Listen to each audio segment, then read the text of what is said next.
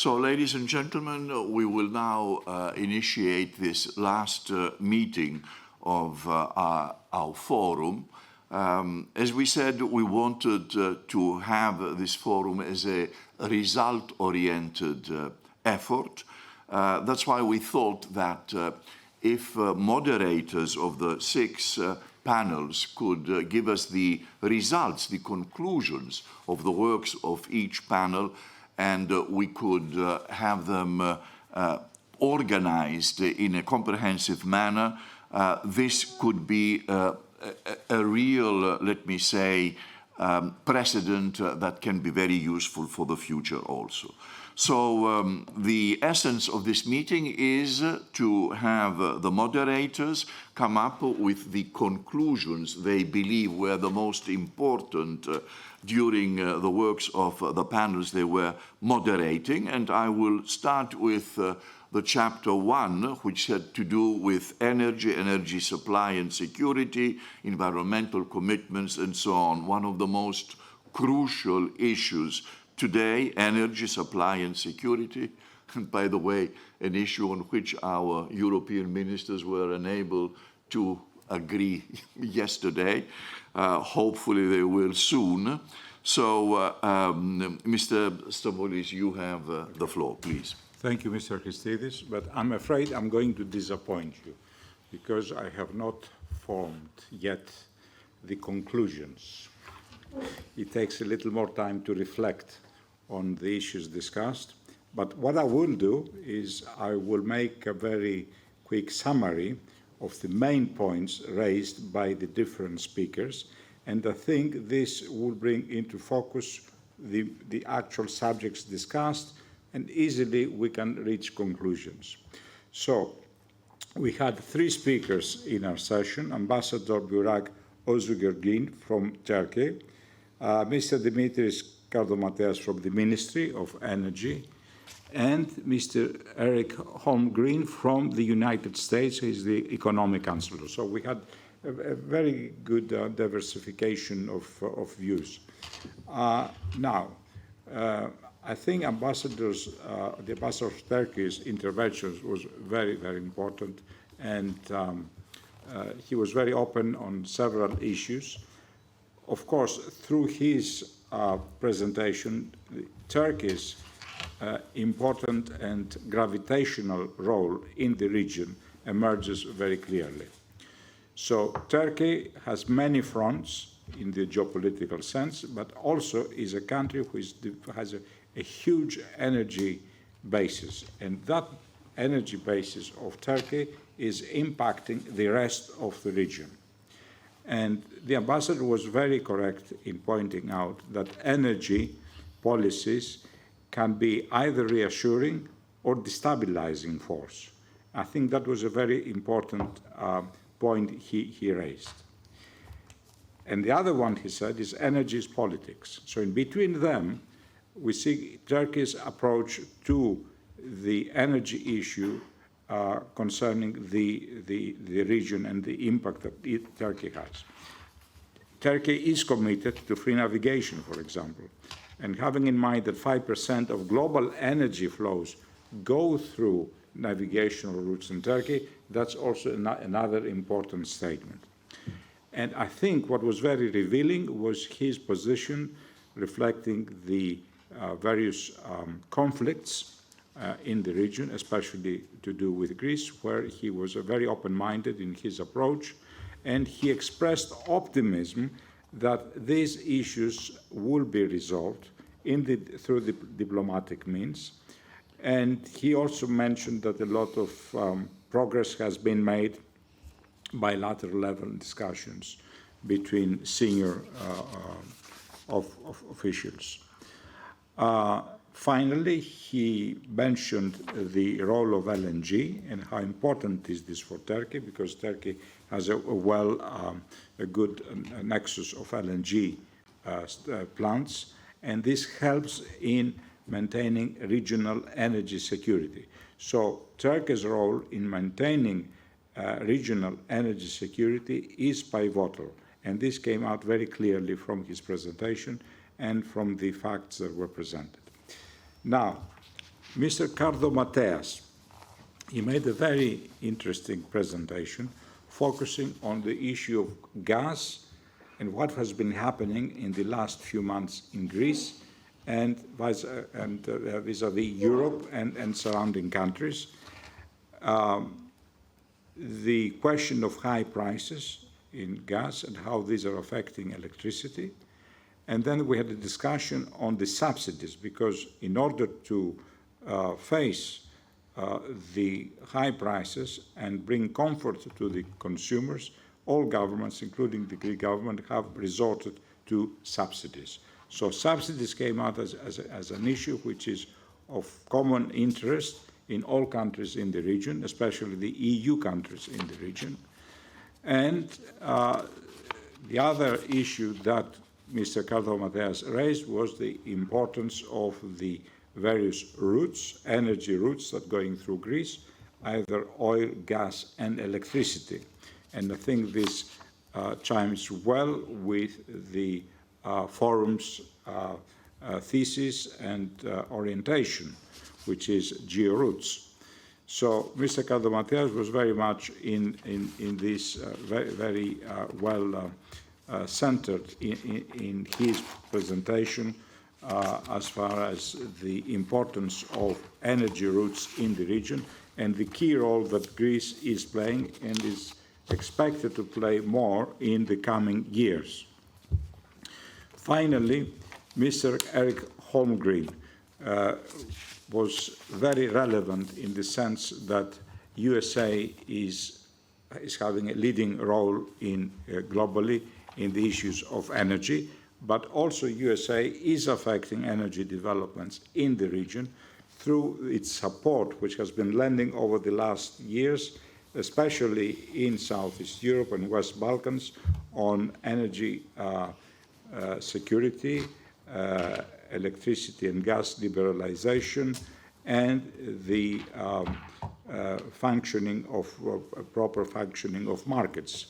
And in that sense, what USA is doing in the energy field is very important and has an impact in the region. He referred to President Biden's latest Inflation Reduction Act, which is going to change the picture in the States because of the new opportunities it is offering for developing alternative energy sources. But together with green energy, Mr. Holmgren mentioned the very important role that USA is playing on LNG. And thanks to investments made by corporations many years ago, USA has turned from an LNG importer to an LNG exporter. And of course, this didn't happen overnight. It happened over the last 10, 15 years. But the energy corporations in the States, backed by US policy, had the foresight to reposition USA energy towards exports. And we saw this, how important it was in our current crisis. So I think Mr. Holmgren's presentation was most relevant and bode very well with what else was discussed in this panel. So, Mr. Chairman, what I will do over the next few days, after further reflecting on the overall conference, I will prepare in few lines the conclusions, and I will make this available to the organizers. Thank you.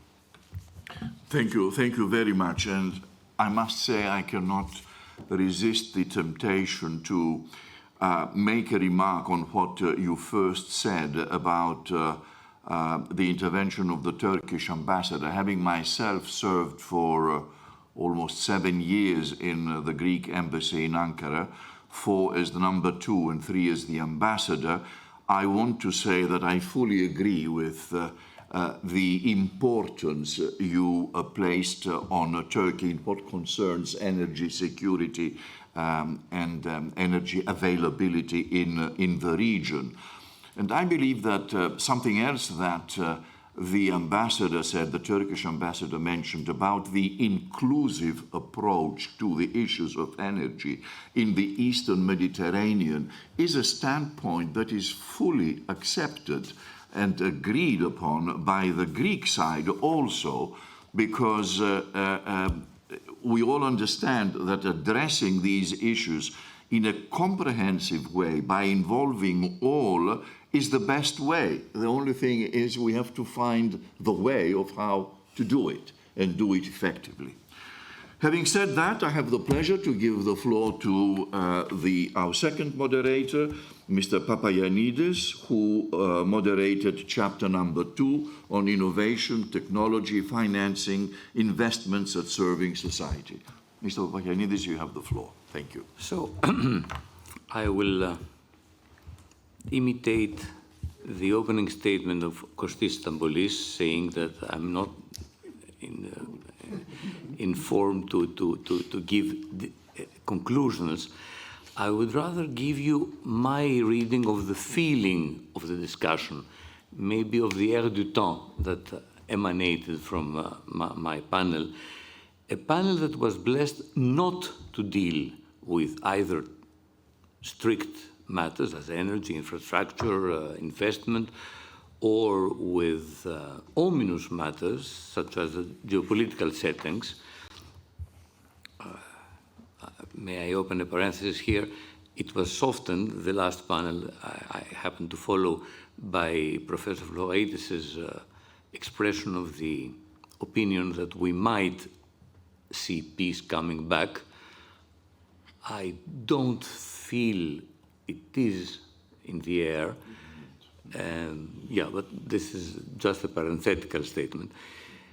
So my panel, the panel I had the honor to moderate, tried to reach softer serving society's goals. And this was evident both from Romeo Mikautadze from Georgia, Deputy Minister of Economy and Sustainable Development, and from Michael Dritas, who, as chef de cabinet of Christos Dimas, stood in for the Greek Deputy Minister of Development and Investments.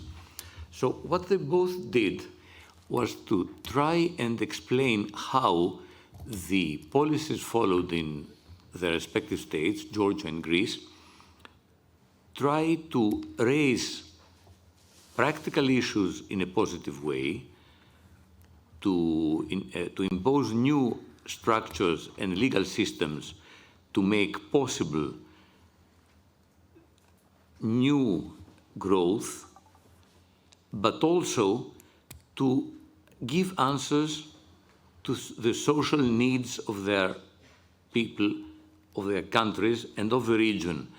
So Romeo Mikautadze explained to us how Georgia is trying to develop clean energies and to change, to diversify energy supply, both for the country and for the region, in a way that will raise employment, which is a social goal, but also that will make for Georgia possible to play a more active role in the energy supply of the wider region, and even at a future time to direct or to contribute to directing energy flows towards Europe.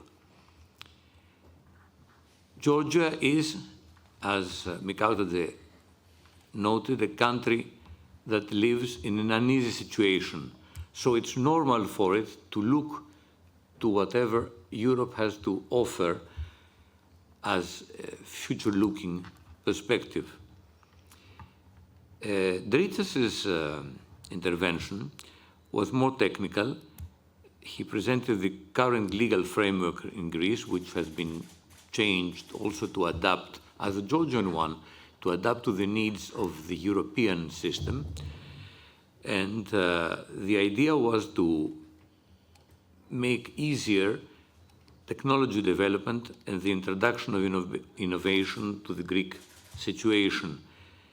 But here too, the human dimension, the social dimension was present, because going all the way from tax deduction or the creation of innovation centers or competence clusters, the main thrust of the Greek government was to make possible growth in a way that would cause something close to a brain gain phenomenon that would counterbalance the sorry state of brain drain that Greece has lived through the last years.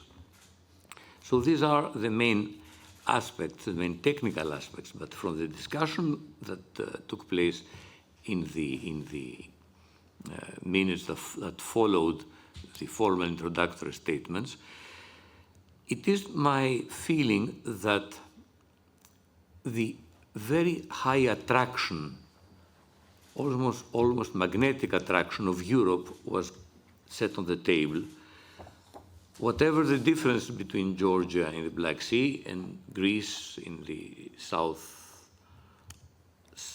Balkans, Eastern Mediterranean, wherever we found ourselves, the attraction of Europe, meaning of Central Europe, meaning of the EU, is very strong. But at the same time, square upon our table was the fact that the attractiveness of two external forces, meaning the United States on one side and of China, was very much present. And it is my opinion that in future Balkans Black Sea Forum, this triangle of attractions might be more clearly outlined, because in fact, and this is my final finding, is that our countries, the two countries that sat on this session, but also others, very much want to feel as participating in Balkan and Black Sea Forum, meaning dialogues, but at the same time, they're very much attracted by this triangle that at times points more to Europe, at times of war shifts its attention by necessity to the United States, but at the same time, since the Obor, the Silk Road, squarely passes through the region, and it passes in a trade, investment, and connectivity way that is very much appreciated, although not politically easy to digest at every time. This triangle should always be present, while our regional ambition is also present. So that is my substitute to conclusions, a feeling, an air du temps of 2023, because in fact we're there.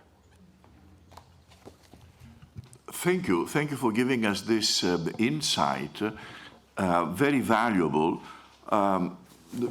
Though, allow me to say that you will follow also the last promise of Mr. Stambolis, not only the first, let's say, remark that he made.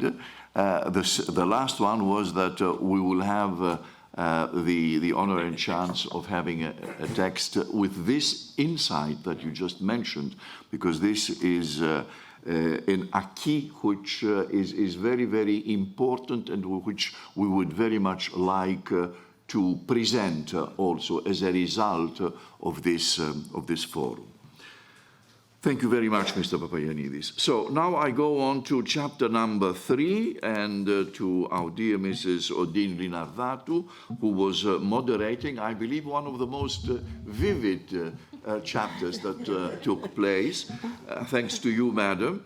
So we had also the honor here to hear the chair of the presidency of Bosnia and Herzegovina, and of course also my good friend, the Secretary General of BISEC, Ambassador Mr. Comanescu, so and many others. So please, Mrs. Linardatou, you have the floor. Well, it is true. When I began to see what were the speakers, and I began to read a little bit about them, I thought that they didn't have anything in common, that it was, we said that also yesterday, we discussed that everyone had a different agenda, and how was the discussion going to go on, but it went very well, and I think that one of the most important conclusions that I can draw from this discussion is that everyone said that we must continue to talk, to speak with each other, that dialogue is of an essence, and dialogue not only between the institutions, between the EU, between the United Nations, but dialogue with the local actors, wherever they are. They pointed at that, all of them, either if we talked about the equality and the place of the women in this world, when we talked about the war in Ukraine and how we should find an end to this war.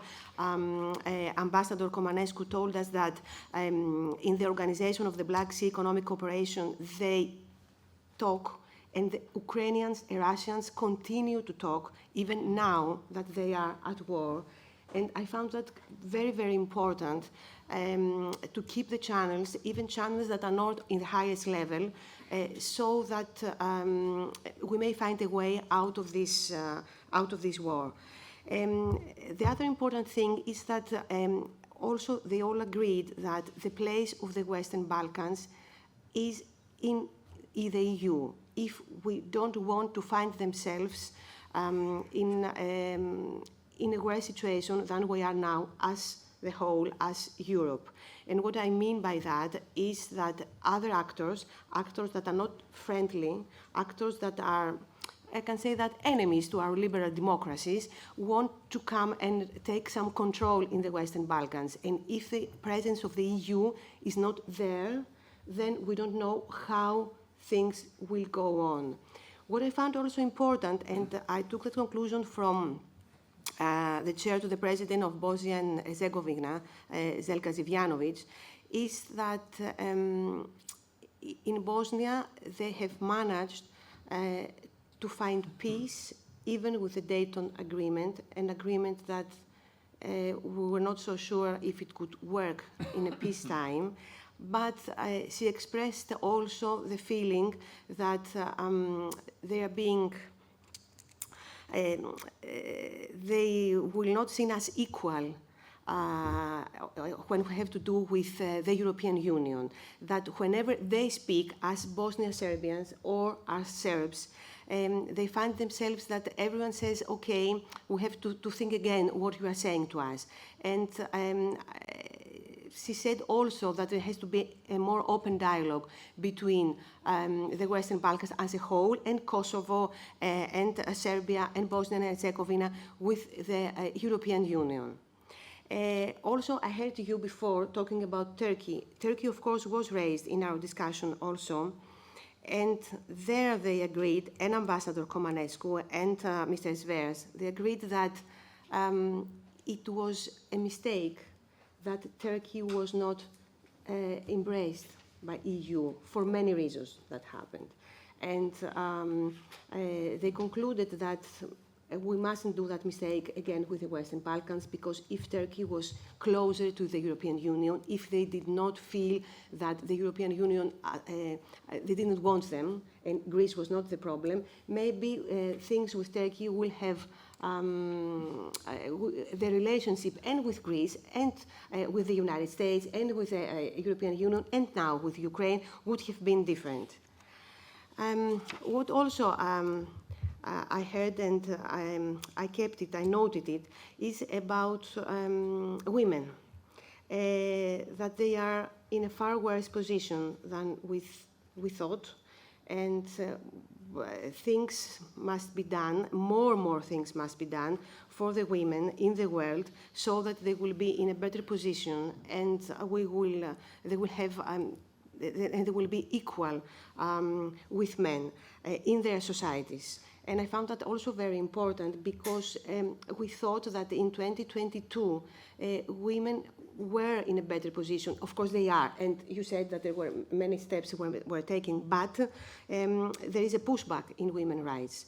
And I noted that because it made a great impression to me. I don't know if it's a conclusion at all, but I found that it's important to note it. Again, that we have to tackle structural barriers between us in the Black Sea region, in the Balkans, because there are barriers now, and maybe you said very well and you wrote that it's a world of history, of opportunities, of stability, of growth, of cooperation, but the conclusion of our discussion is that although Balkans and the Black Sea are all those things, they still are a volatile region, a region that needs more cooperation and more dialogue. Thank you. Thank you very much. This was really also a panel where we had a politician taking the floor and using a different language in a way, sometimes even more outspoken than other analysts would choose to use. Thank you very much, Mrs. Linardatou. So we go on to the chapter number 4, where I had the honor to moderate it. I will be very brief. I think something very important came out, and that is that connectivity is a sine qua non condition in order to rejuvenate trade and cooperation on the regional basis. And of course, in order to achieve that, we need infrastructure and more investments for constructing the necessary, for establishing the necessary infrastructure. We were honored by the presence and the speech of the Chinese ambassador to Athens. He made a very nice description of developments concerning the Belt and Road Initiative, this Chinese Marshall Plan, as some analysts want to name it, underlining that there are 149 states participating in this initiative, which is there in order to increase and make interconnection for better trade exchanges. He gave examples. Then I think that the intervention of the Secretary General of the IRU, the International Road Transport Union, Mr. Umberto De Preto, was let me say, very sobering in the sense that we know what to do in order to increase the efficiency and the effectiveness of, let me say, the first level of connectivity, and that is road transports, and yet we are unable to address all these issues. I mean, to scrap the useless procedures, to have better parking spaces, to make border crossings faster, swifter, to have more drivers, because we won't have drivers for the trucks very soon, to have the necessary infrastructure, to introduce digitalization. In essence, what he said is, what we need is common sense to diminish cumbersome and time-consuming red tape. And I suppose that this is the most important conclusion out of his intervention. Then we had the president of COSCO, which has really made wonders in what concerns the upgrading of and the improvements in the port of Piraeus, which is one of the fastest growing ports Europe-wise, and it has transformed this port into a transshipment hub serving not only the Mediterranean, but also the Atlantic and the Indian Ocean. He talked about the investment that has been made. For me, what was the most important and interesting was the upgrading of the ship repairing possibilities of the port of Piraeus. And this is very important for Greek shipping, knowing that almost 60% of European shipping is Greek-owned.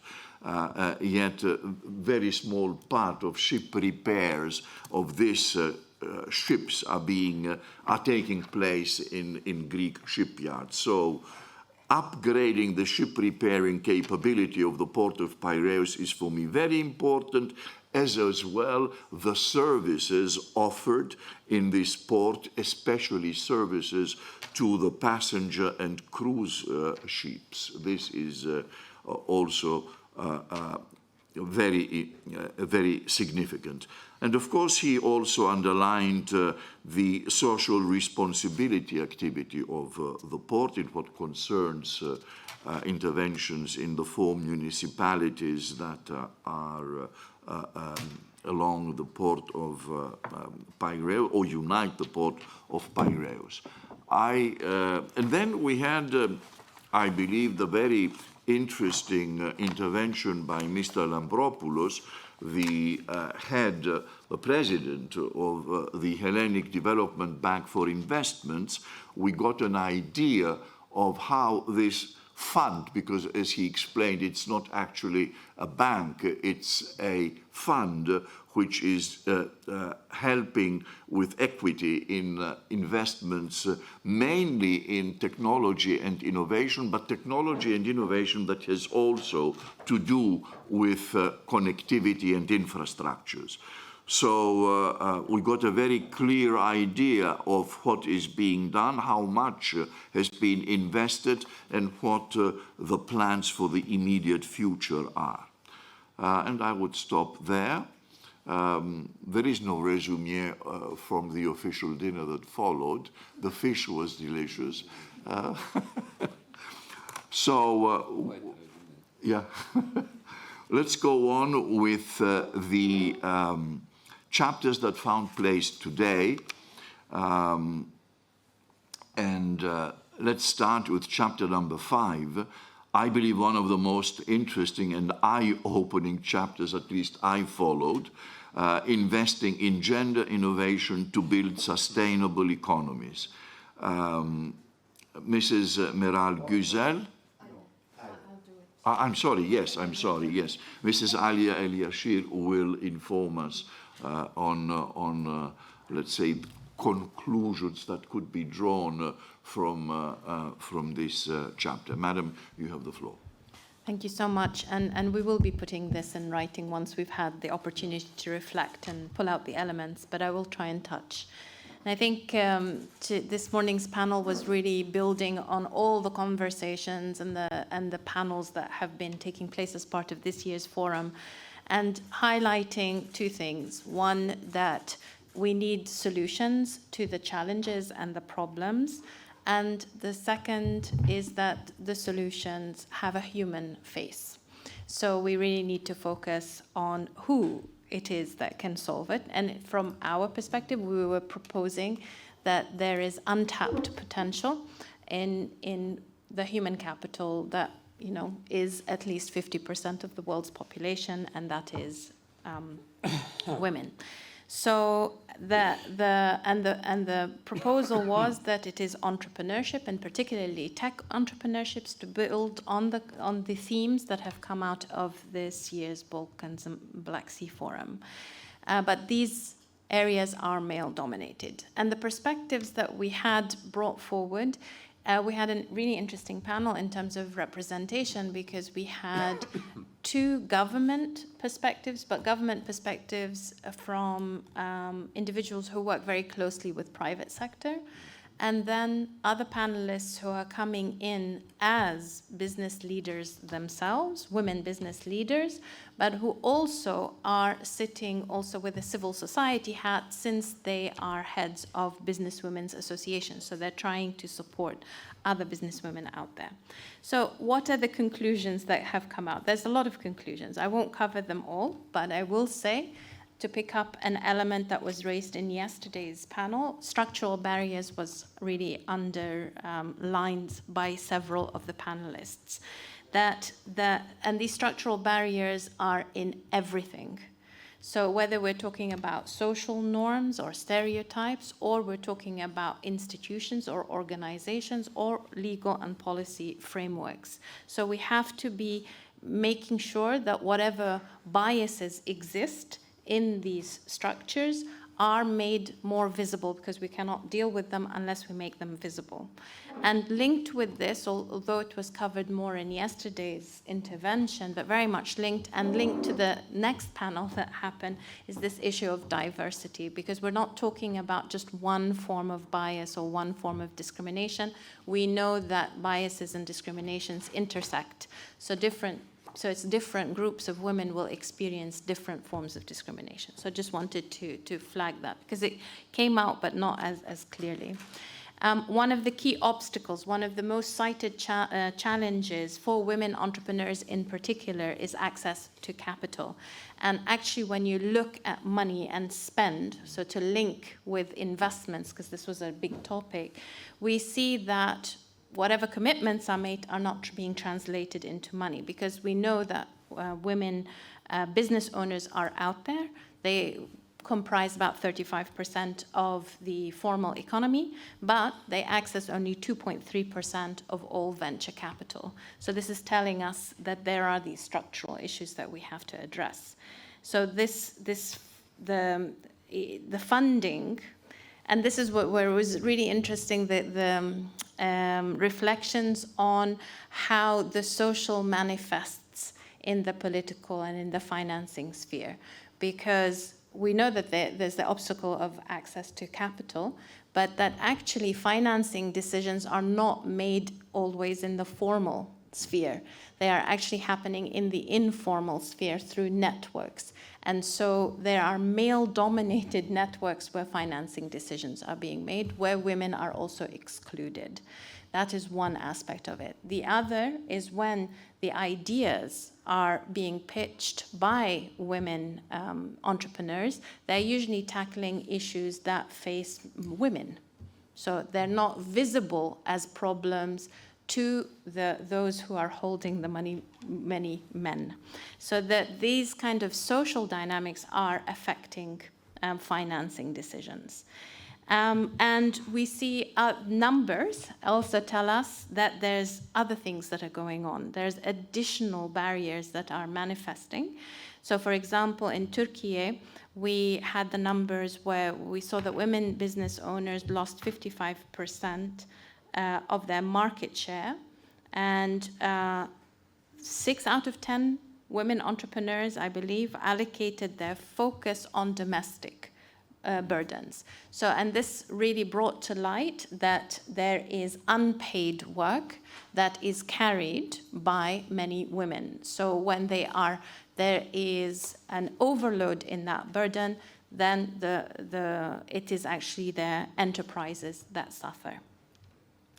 Education was highlighted. So if we talk about all of these biases that exist, these kinds of behaviors that kind of perpetuate these inequalities, that education would be a critical entry point. So to set a solid foundation for the change that we want to see, to be able to address those biases. And to do that, we actually need also collaboration across all actors, within not only the women's entrepreneurship ecosystem, but beyond. So that's where the conversation went into the education sphere. But when we're talking about the women's entrepreneurship ecosystem, there was a lot of emphasis on working in an integrated, in a holistic, in a localized way. Also working on advocacy and awareness, supporting role models, not only role models as women leaders and entrepreneurs, but also business leaders who are showing different kinds of practices. So we need to identify those good practices, those good role models, and use them in our advocacy and awareness raising. And very importantly, addressing this issue of unpaid care work and domestic work. That this is an area that really speaks to also not just kind of throwing it back on social norms, but looking at what governments can do, and again, where investments need to be made to enable the kind of change we want to see. And I think also very importantly, and linked with the other conversations and the other panels, that there is a benefit when we think about collaboration and partnership, that is also possible to do at the regional level, but it's also really important to concentrate on what every individual can do. So all the representatives that are as part of this forum, there is something that they can carry with them and think through to change, including the Hellenic Development Bank for investments. It would be really interesting to see the data from that.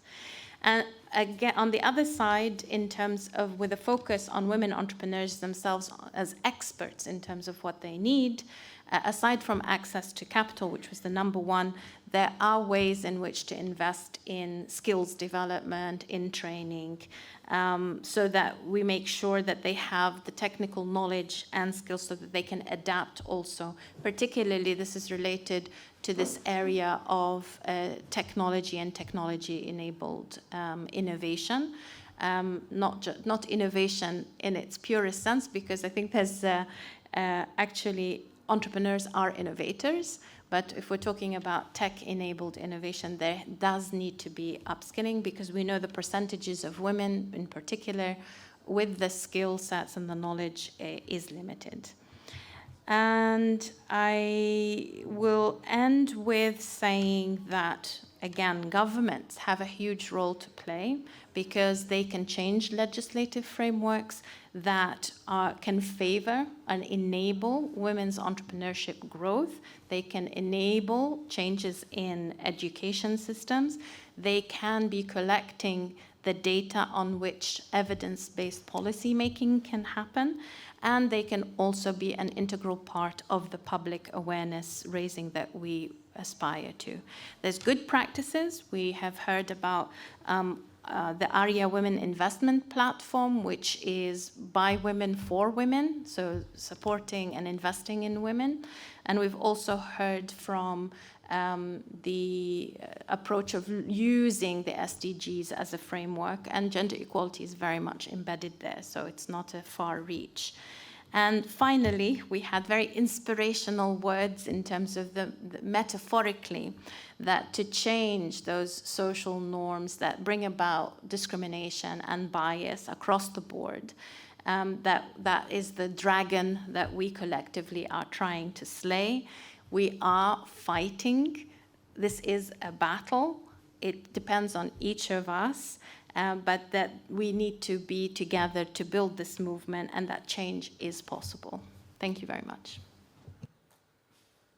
Thank you, Madam. We are looking forward to having all these conclusions, because I want to assure you also from this place that we as the Balkan and Black Sea Forum would very much wish to remain a vehicle for publicizing and presenting all these measures and proposals that you have concerning gender equality, innovation, women entrepreneurship, and so on.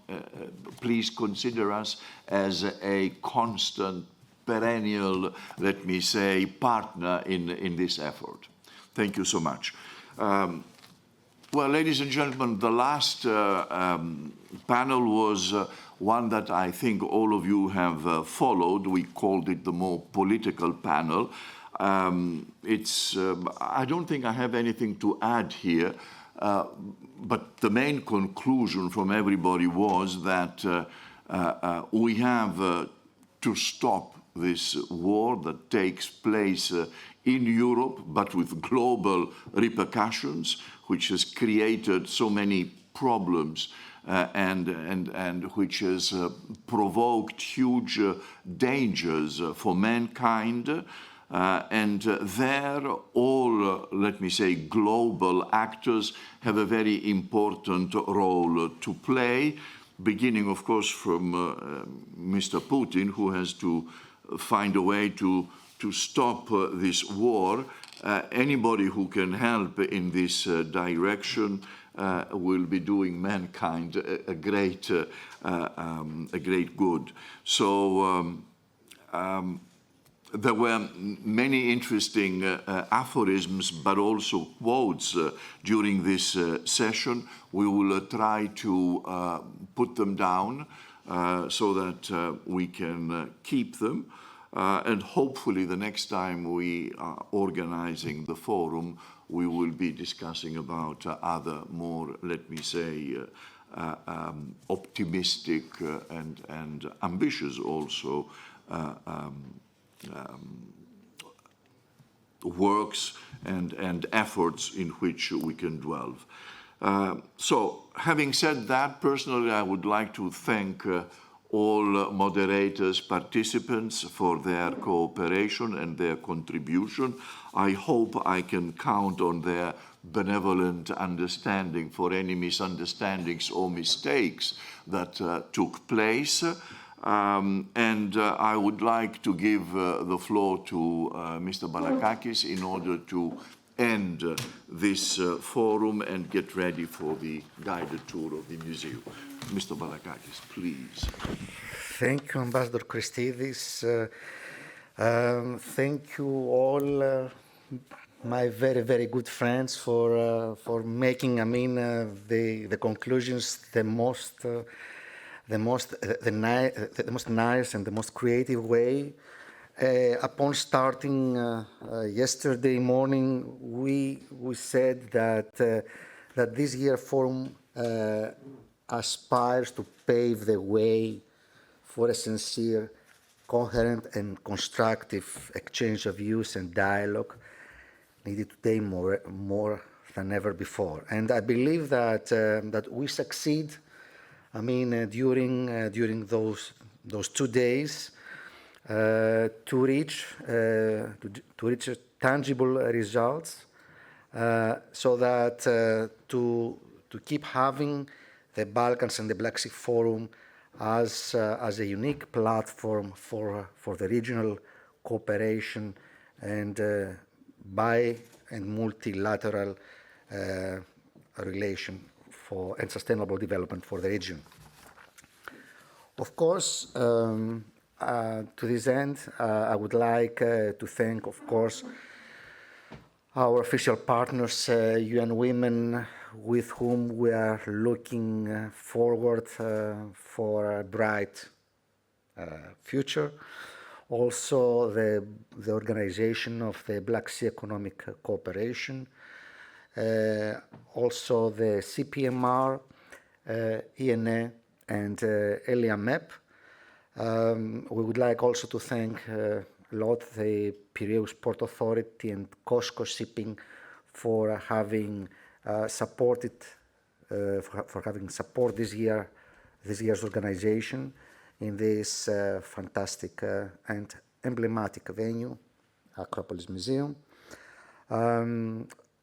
To also say that all sessions and all speeches of the panelists and the dialogues will be soon available to you, so that we will have the possibility to keep on the loop and interaction. And last but not least, to say that it was a number of 440 online viewers as a result of the live streaming, and also to express our thanks to our amazing team who have support. The organization, meaning Christina Mangu, meaning Theodore, Manolis, Yannis, and Vangelis in the control, Theodora, Athina, Christos, Evgenia, and of course Acropolis Museum team, who under the circumstances of this specific venue, they facilitated the maximum to reach and to conclude so nice, this organization. Thank you very much, all of you, being with us those 2 days, and looking forward to the very next organization, maybe into 2023 or early 2024, might be better.